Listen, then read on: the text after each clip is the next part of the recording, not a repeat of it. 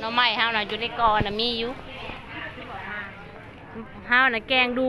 บริคายดอกยัง4 ถุงบัดนี้บริคายยังแน่เลย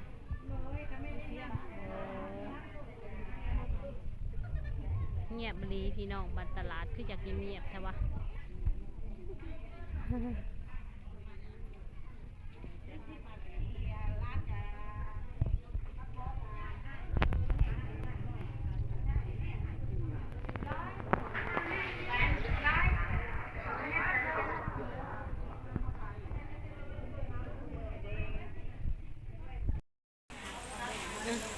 อ่อนเด้ป้า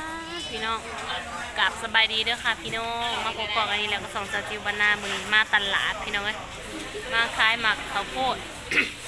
โพดต้มเด้อเฮ้ยซื้อซอยกันเด้อเฮ้ยมาขายหมักข้าวโพดต้มพี่น้องมือนี้ไอ้ยังบ่ทันได้ขายจากถุงละ20 บาท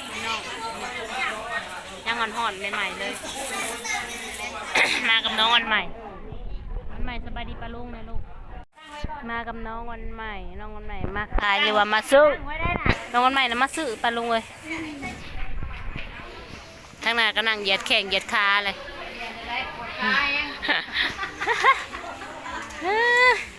ไม่ใหญ่กินข้าวเป็นตาแซ่บแต่กินกับกล้วยป้าทิ้งเต้ากระต่วยพี่น้องปองปายแม่ค้าเรา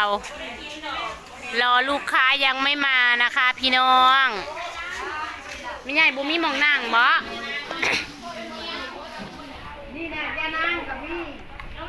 หัวสิงไทยก็มีพี่น้องเอ้ยหัวหมักแข้งหมักขมเอาไปไว้บัดโตได้อะนะโตกับพอดีแกงค่ะนี่เฮ้ยไม่ได้ชื่อตัวเป็นหน้าโดด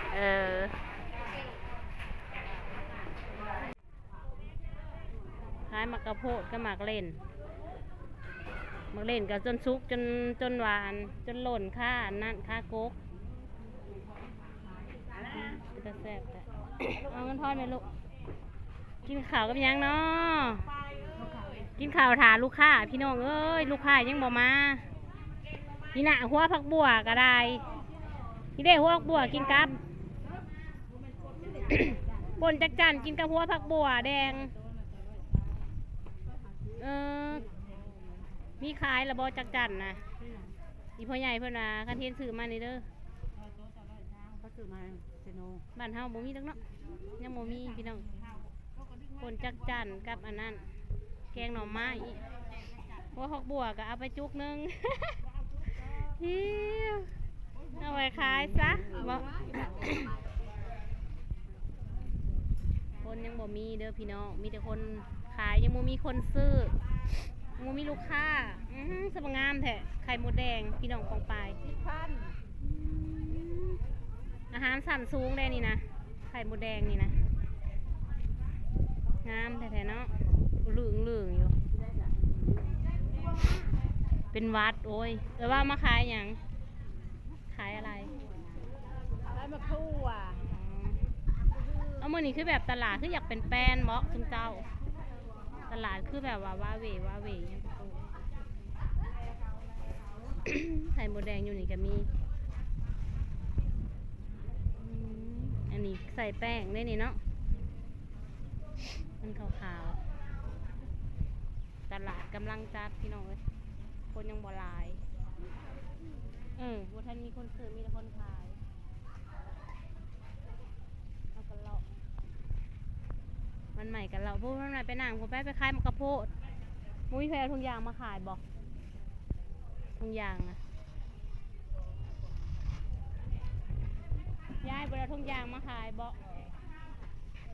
เขาขาดไปซื้อเลยขาดไปปีกสะบัดเป็นตาแซ่บ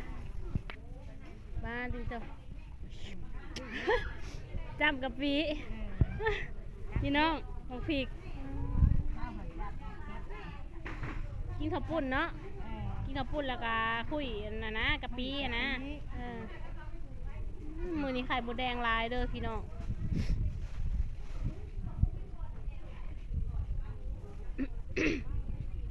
เป็นวัด ดเป็นไอโอ้ย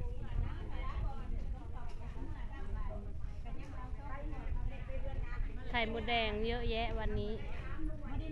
ห้องไผ่ห้องโตบ่โอ้ยายติ๋ม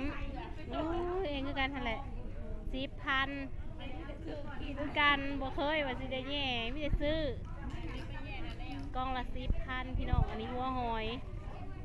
อยเชอรี่เอาไปตำแซ่บๆเด้อเฮ้ยตัวคายนี่บ่เบิดเลย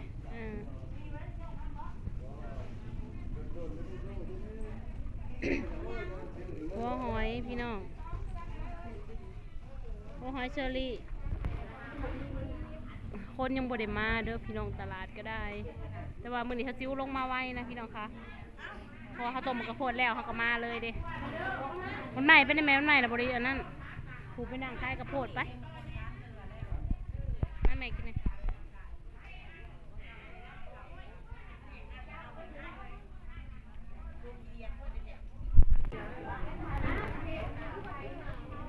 ยัง4 ทงบัดนี้สุดท้ายยังแน่เลย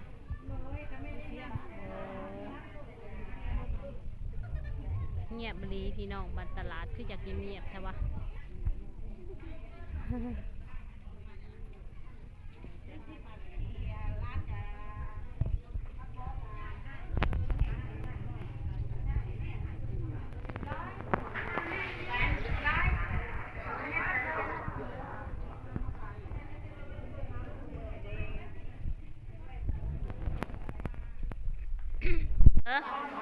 อยากเมื่อแหละลูกก็ได้โอ้ยเรือมักซารี3 ถุง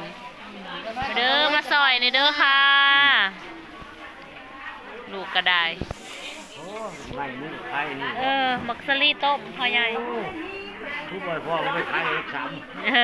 คนมาว่างบริษเอาไปถ้าเอาไปก็เอาขึ้นเมื่อนะครับ